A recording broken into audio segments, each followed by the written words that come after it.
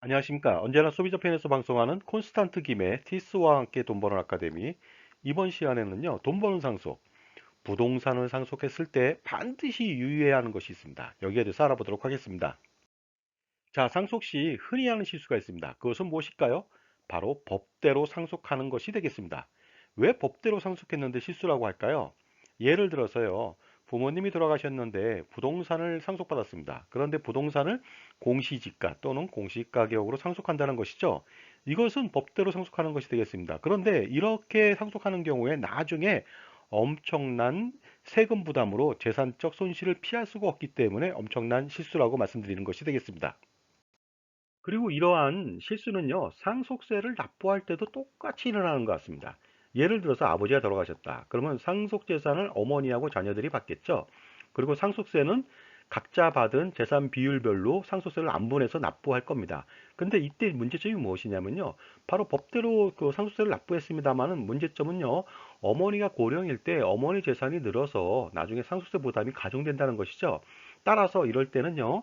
자녀들이 내야 되는 상속세마저도 어머니가 대신 연대납세 의무를 통해서 납부한다면 나중에 어떻습니까? 자녀들은 재산이 그대로 늘고 어머니는 재산이 줄어서 나중에 어머니 돌아가셨을 때 상속세를 줄일 수가 있거든요.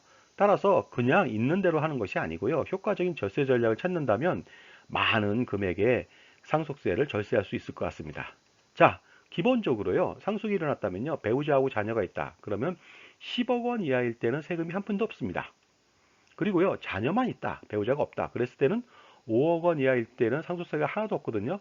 바로 이런 점을 잘 고려해서 그 부동산을 상속했을 때 효과적으로 대처할 필요가 있습니다. 그런데 상속 시 면세점 이하의 상속 재산이다. 그렇기 때문에 그냥 아무 생각 없이 그대로 신고하여 상속세를 내지 않는 경향이 있다는 것이죠. 그러나 문제점은 있다는 것입니다. 무엇일까요? 그것은 바로 양도소득세가 되겠습니다. 예를 들어서 상속 시에는 상속세가 없었는데 나중에 해당 부동산을 매각했을 때 양도소득세가 발생할 가능성이 있다는 것이죠. 만약 상속이 일어났는데요. 창고용지 공시지가가 4억 원입니다. 그러나 시가는 10억 원이죠. 이랬을 때 만약에 공시지가로 상속을 한다. 그러면 상속세는 없습니다. 하지만 나중에 양도차익이 6억 원이나 나오잖아요.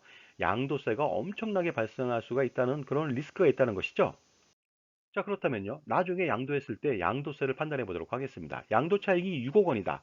그러면요. 양도세는 무려 2억 3,826만 원이 나오거든요. 따라서 상속 시에 공시지가로 상속해서 이런 문제가 발생했습니다. 그러다 보니까 효과적인 대안이 필요하겠죠.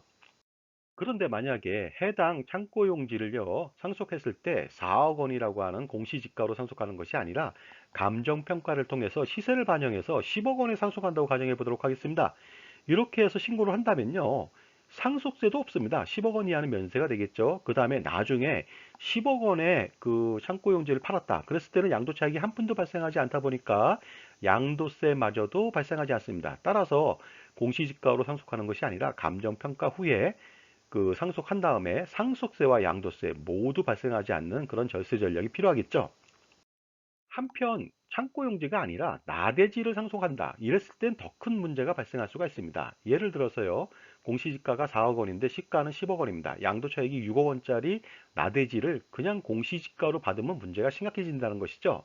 왜냐하면 나중에 양도세 중과를 맞게 됩니다. 양도세 기본세율 플러스 10%거든요. 따라서 무려 그 양도세는 3억 426만 원이나 발생합니다.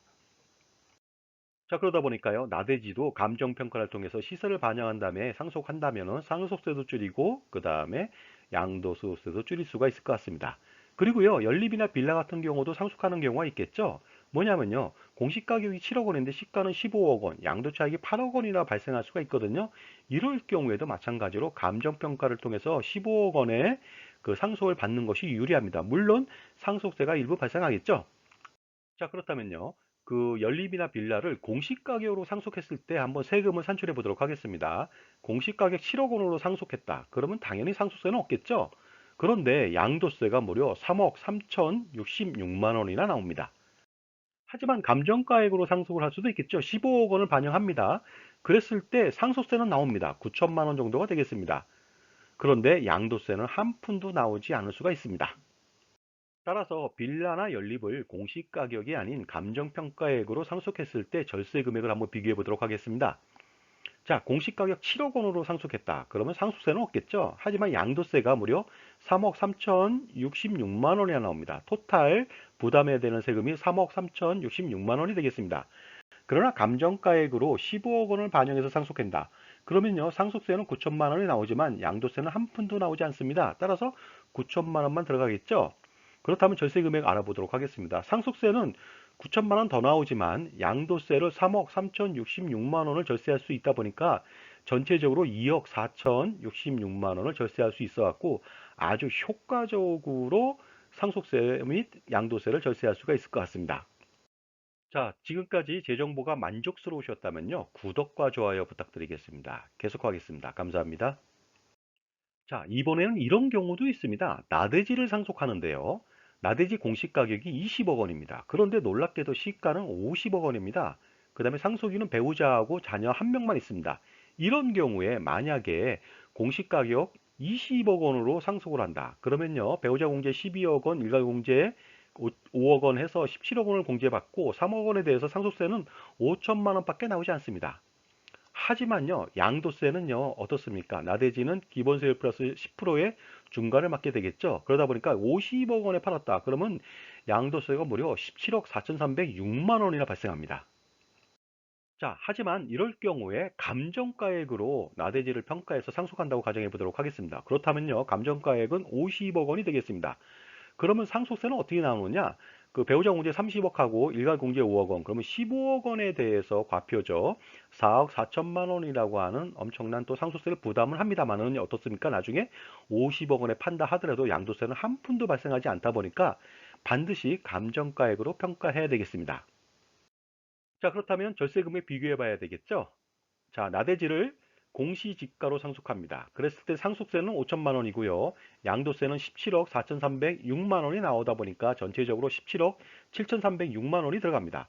이에 반해서 감정가액 50억 원으로 평가해서 상속한다. 그러면 상속세는 저기 3억 9천만 원 더 나옵니다.